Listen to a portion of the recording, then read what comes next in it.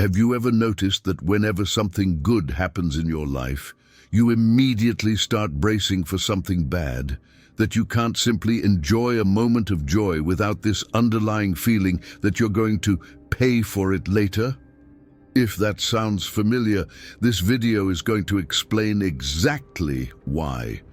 Carl Jung discovered something disturbing about what happens to children of narcissistic parents. Something that explains why so many people live in a permanent state of negative anticipation, why they can't be truly happy, why joy is always laced with anxiety. Narcissistic parents don't just create children with emotional issues. They destroy something far more fundamental. They destroy the very capacity to be happy, and they do it so systematically, so invisibly, that the victim spends their entire life without realizing what's been stolen from them.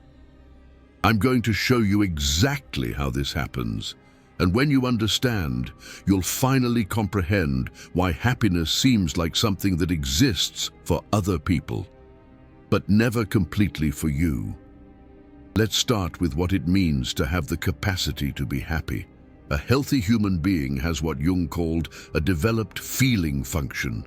This function allows us to evaluate experiences in terms of value. This is good. This is bad. This pleases me. This displeases me. This makes me happy. This makes me sad. A healthy feeling function allows us to experience the full range of emotions. Deep joy when something good happens. Deep sadness when something bad happens. And crucially, it allows us to experience joy without contamination, without guilt, without fear, without the expectation of punishment. A child is born with this capacity intact. They feel joy and express it. They feel happiness and live completely in that moment. There is nothing beyond the now. There is no thought that the joy will end or that something bad will come next. But in narcissistic homes, this capacity is systematically destroyed. And here's how this happens. The first mechanism is the direct punishment of happiness.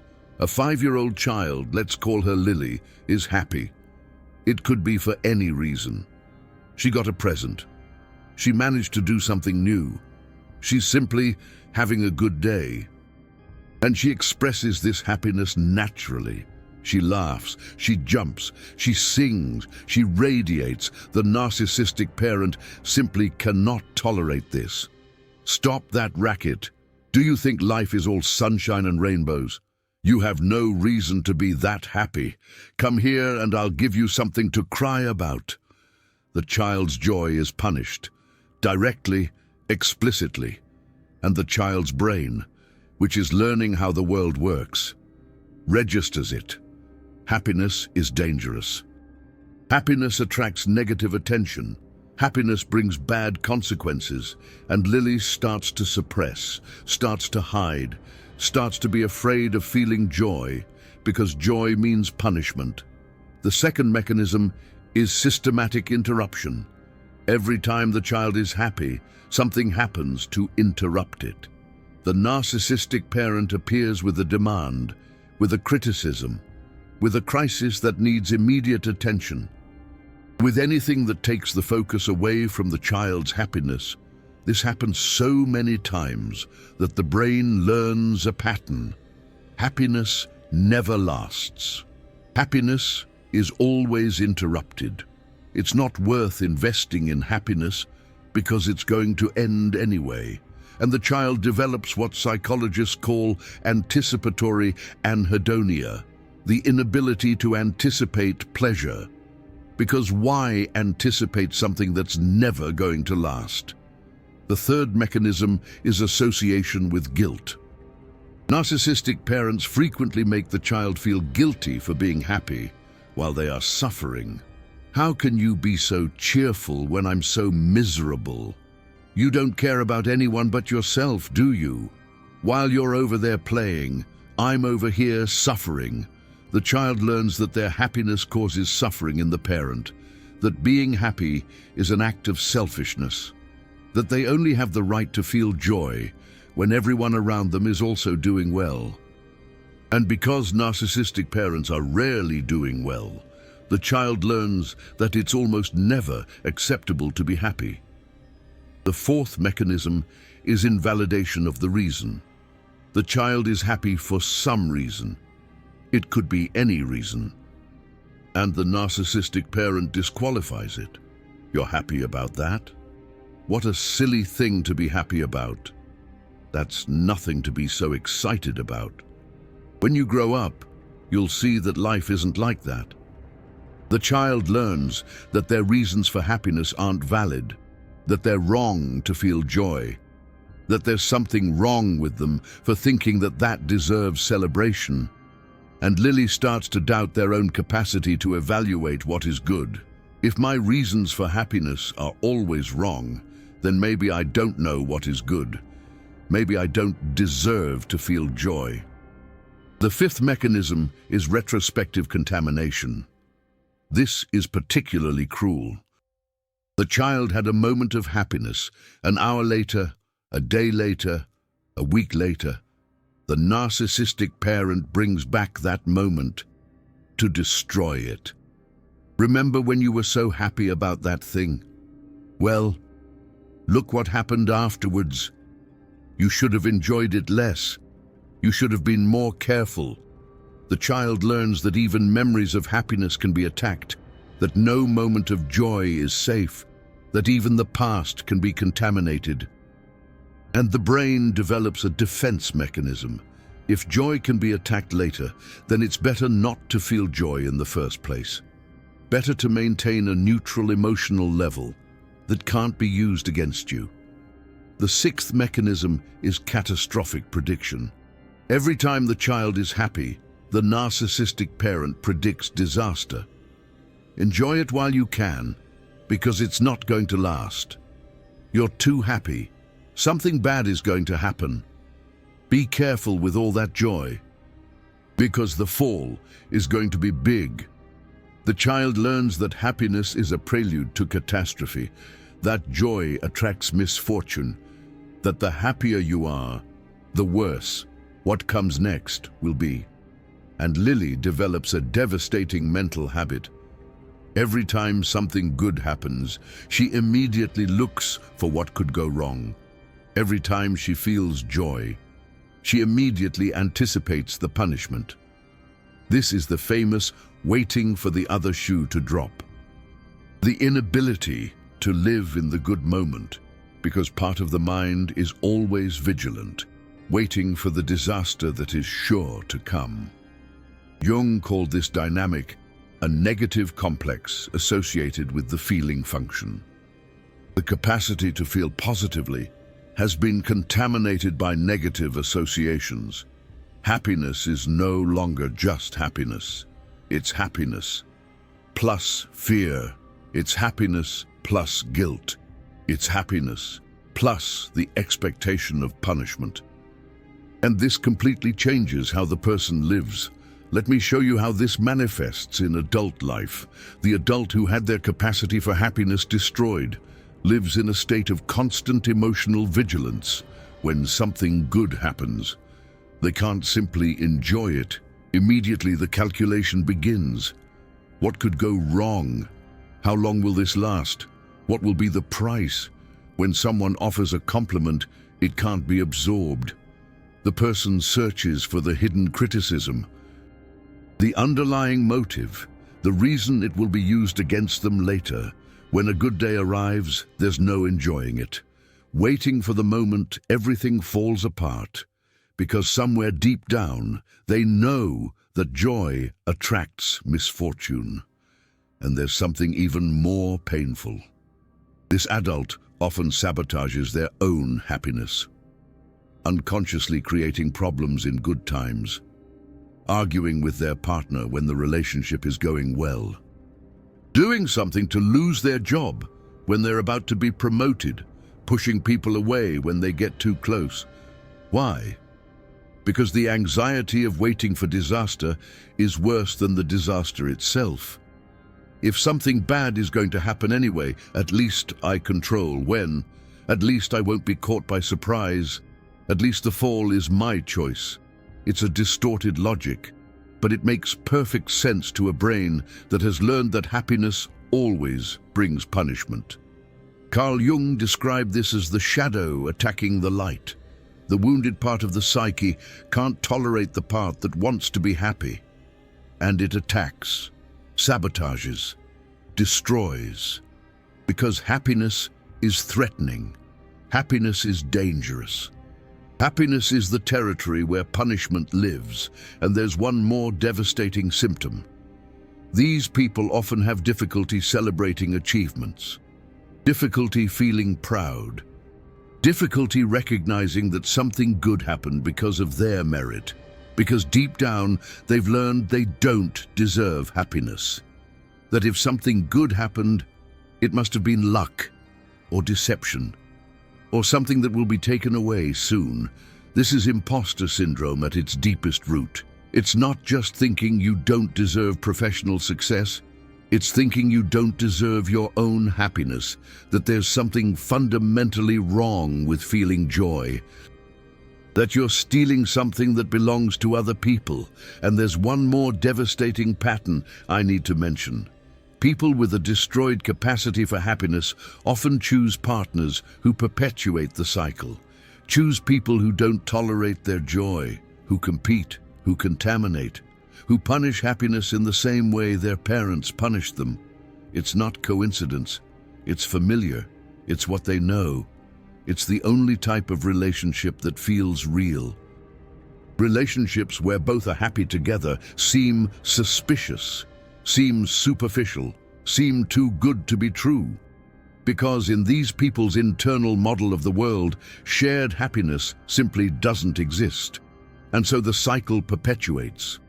The narcissistic partner continues the work that the parents started, continues punishing joy, continues contaminating good moments, continues keeping the person in a state of constant emotional vigilance.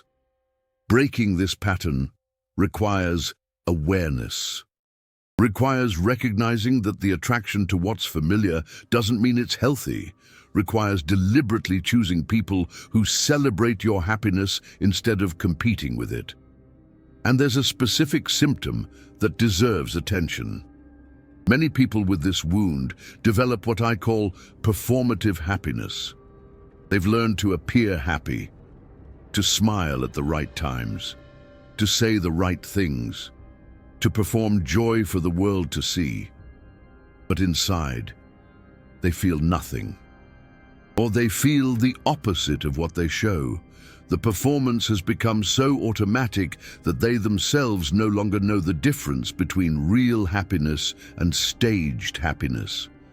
This is particularly common in children of narcissistic parents who were trained to be the facade of the perfect family, to smile in photos, to appear cheerful in front of others, to hide what was happening at home. The performance becomes a second nature. And real happiness, when it appears, feels strange, uncomfortable, almost frightening, because it's something that was never allowed to be felt for real.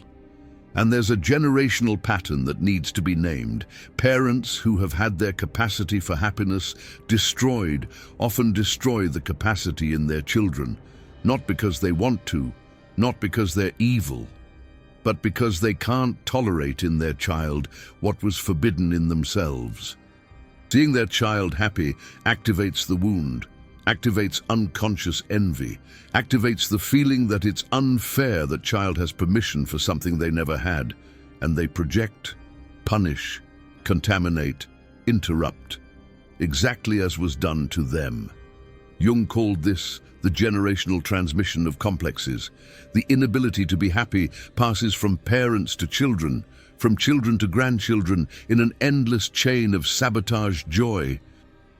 Breaking this chain requires someone to stop, requires someone to recognize the pattern, requires someone to consciously choose not to repeat it, requires someone to do the work of healing their own wound so as not to transmit it. Let me give you a concrete example. A 42-year-old man came to therapy with a strange complaint. He had everything: a successful career, a loving marriage, healthy children, stable finances. On the surface, an enviable life. But he couldn't be happy. Each achievement was followed by a downfall. Each good moment was contaminated by anxiety. He literally couldn't enjoy anything he had built. And worse, he actively sabotaged.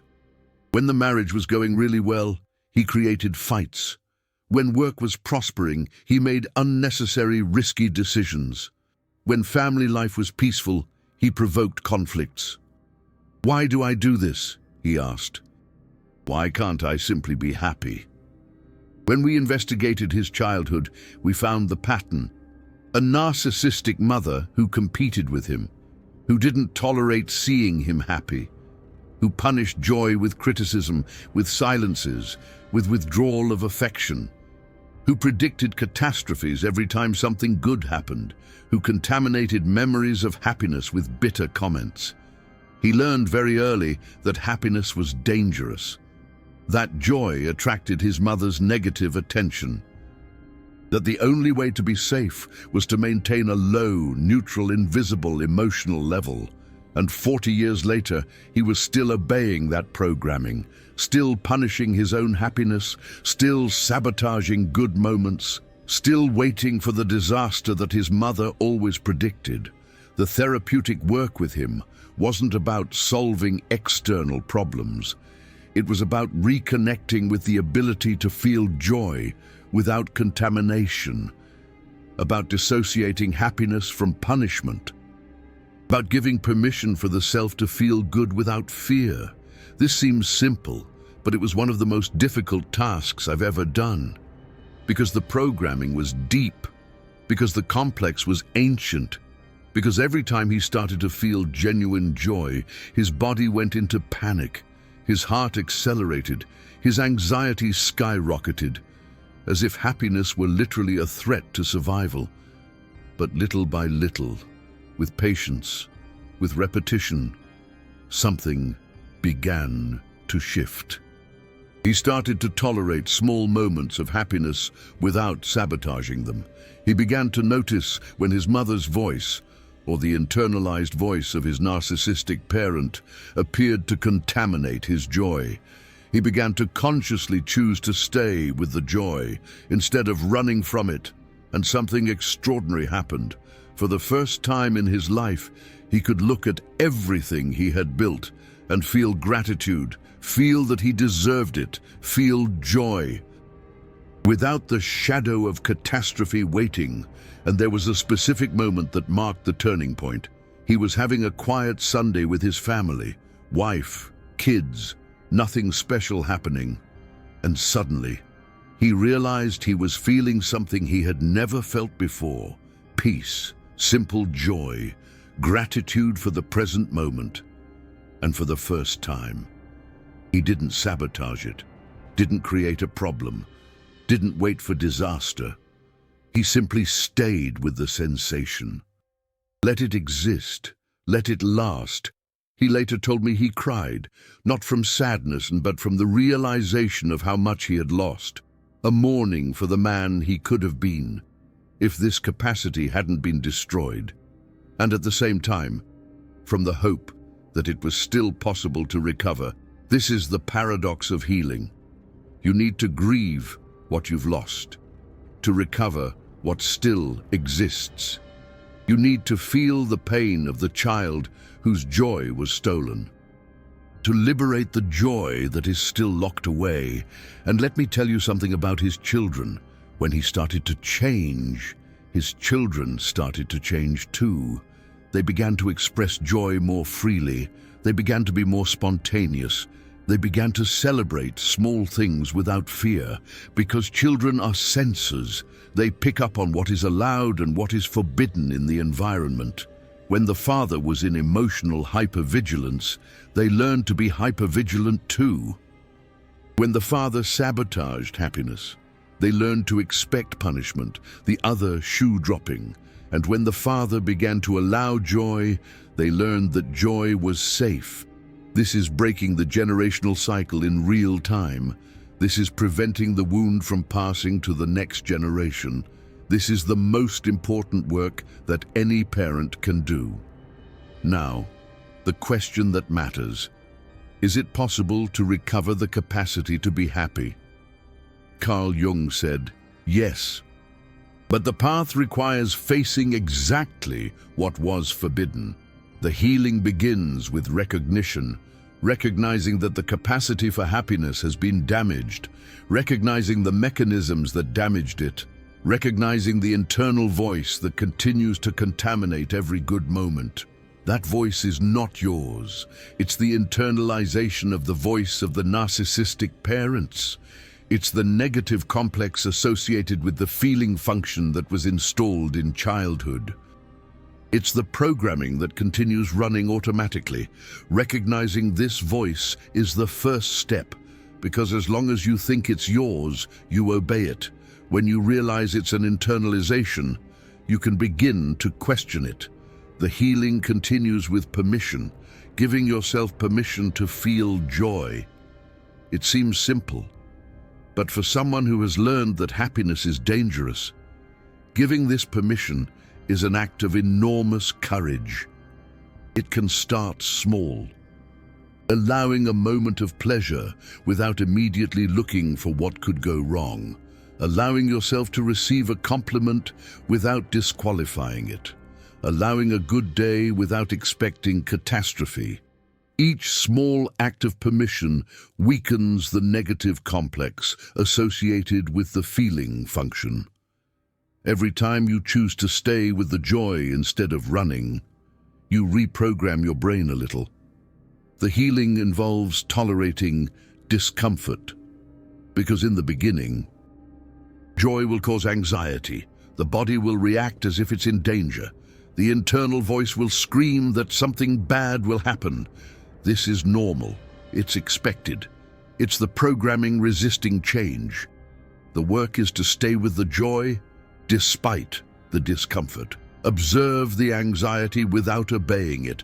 Let the body learn that happiness doesn't bring punishment, that it's safe to feel good, that nothing bad will happen just because you're joyful.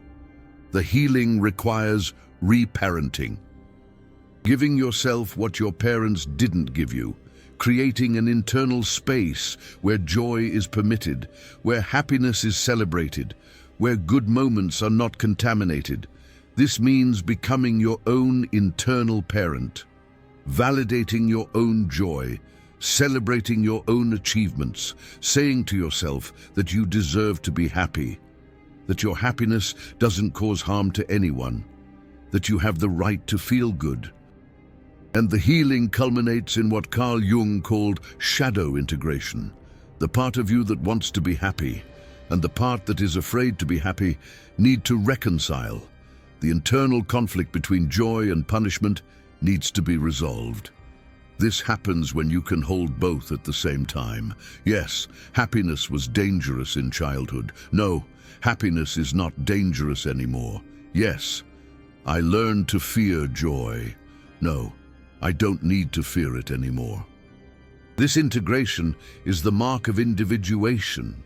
It's the moment when you stop being controlled by the negative complex associated with the feeling function and start choosing consciously, choosing happiness, choosing joy, choosing to live completely what is good. But let me be honest about what to expect. The recovery of the capacity to be happy is not linear. You'll have days where you can feel pure joy, and you'll have days where the contamination returns with full force.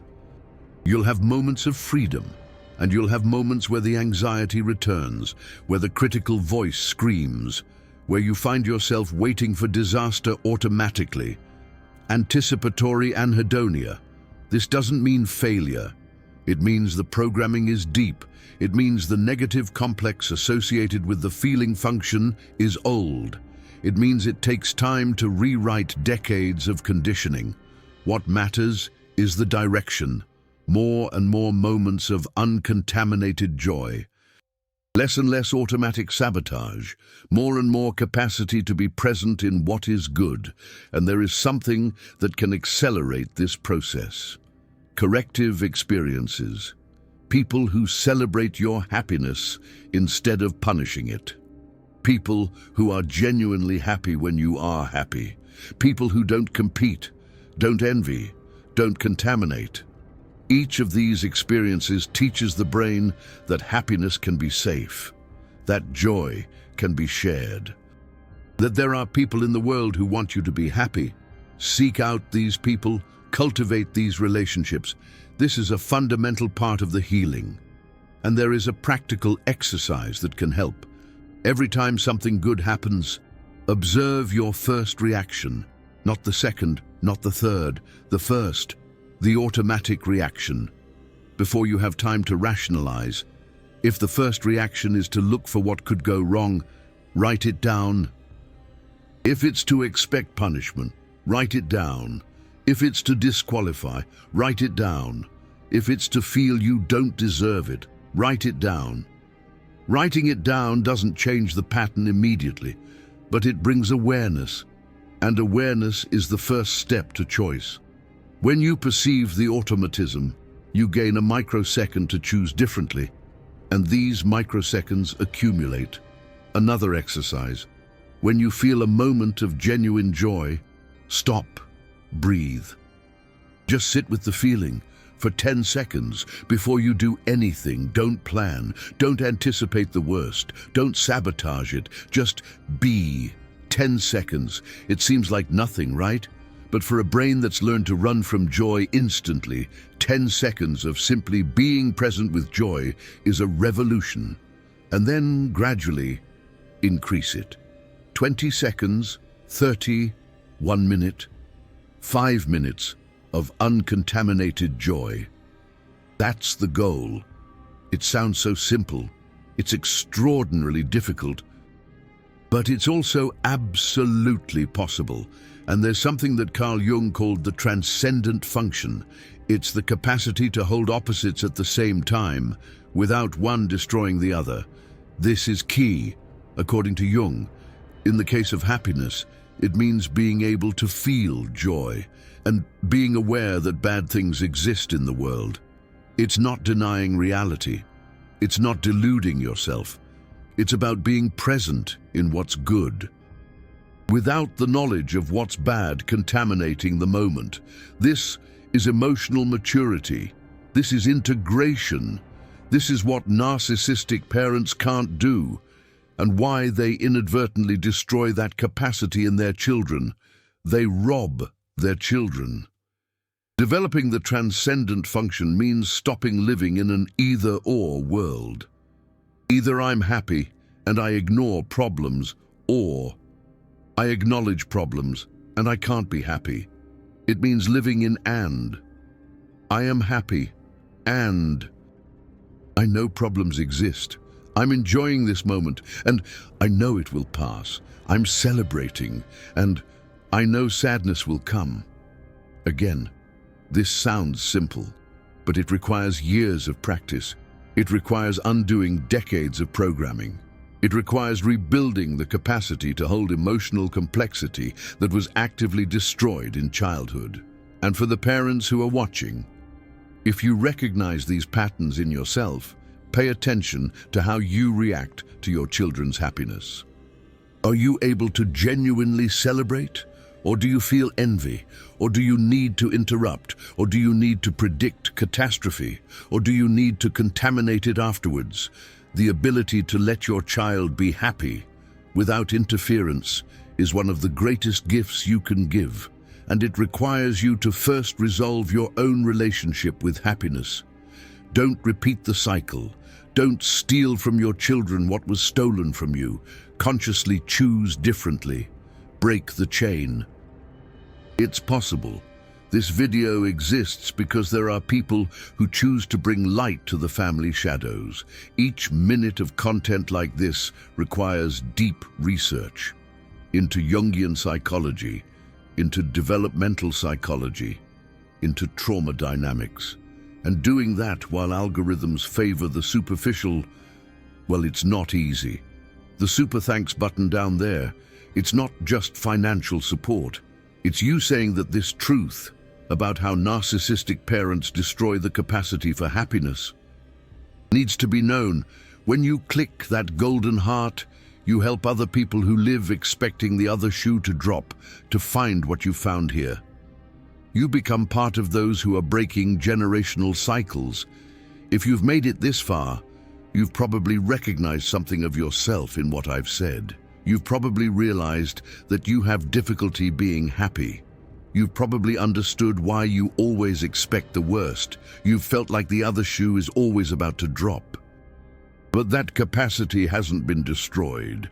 It's been buried. It's been contaminated. It's been associated with fear. But it still exists. The joy you felt as a child before you learned it was dangerous, that joy is still inside you, waiting for permission, waiting for safety, waiting for you to finally say that it's allowed to feel good. Comment down below which of these mechanisms you most recognized in your childhood. Direct punishment, interruption, guilt, invalidation, retrospective contamination, catastrophic prediction. Naming it is the first step to freedom. You don't need to keep waiting for disaster. You don't need to keep sabotaging your own happiness. You can recover the capacity to feel joy without fear, to enjoy what's good without contamination, to experience moments of complete, unadulterated happiness. And it starts now, with a small permission, with a small moment of joy that you choose not to sabotage, with the decision to stop obeying the voice that always said you don't deserve to be happy. The joy is waiting, the capacity is stored, and the life you always felt should be possible is possible. The choice is yours, and it starts right now.